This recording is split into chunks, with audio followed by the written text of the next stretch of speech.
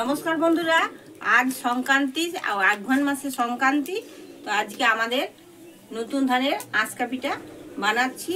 তো প্রথমে আমরা মা লক্ষ্মীকে দেবো, তারপরে আমরা এই পিঠেগুলো খাবো। তো কিভাবে আমি বানাচ্ছি তা তোমরা প্রথম থেকে শেষ অবধি আমার ভিডিওটা দেখবে। এই যে আমার কাকি শাশুড়ি, উনিও এসেছেন, উনি আমাকে বলে দেবে, আমি করব। তো পরিমাণ মতো আমি গরম জল দিয়ে দিচ্ছি। গরম জলে আমি চালের গুঁড়োটাকে বেশ ভালো করে জাস করে নেবো। লেন গো কাকিমা, কিরকম করে করবেন? ছাড়ো, তুমি হাত ছাড়ো।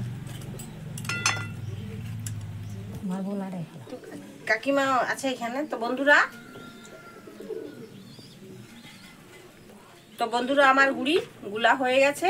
এই যে না মোটা না পাতলা, মিডিয়াম করে এই গুড়িটা গুলতে হবে। এই যে এরকম ভাবে।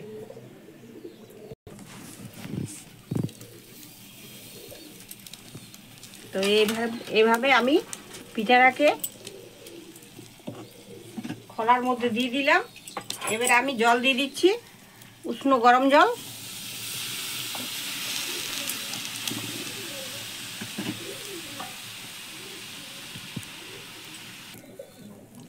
তো বন্ধুরা এবার আমি ঢাকা খুলে নিচ্ছি। এই যে আমার পিঠা হয়ে গেছে, এবার আমি উঠিয়ে নিচ্ছি।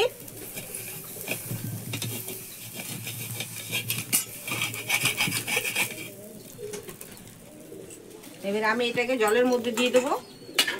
জলের মধ্যে দিলে পিঠাটা বেশ নরম হয়।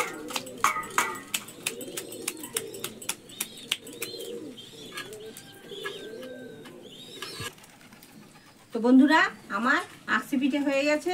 এই পিঠাটা মাংস দিয়ে খেতে খুবই টেস্ট লাগবে, তার মধ্যে দুধ গুড় দিয়ে খেলেও ভালো লাগবে। তো বন্ধুরা দেখো, পিঠাটা আমি আমার কাকি শাশুড়ি আমরা দুজনে মিলে পিঠাটা বানিয়েছি। তো পিঠাটা দেখো কি সুন্দর পিঠাটা হয়েছে, বেশ নরম, দুধারে একবারে বেশ সুন্দর দেখাচ্ছে।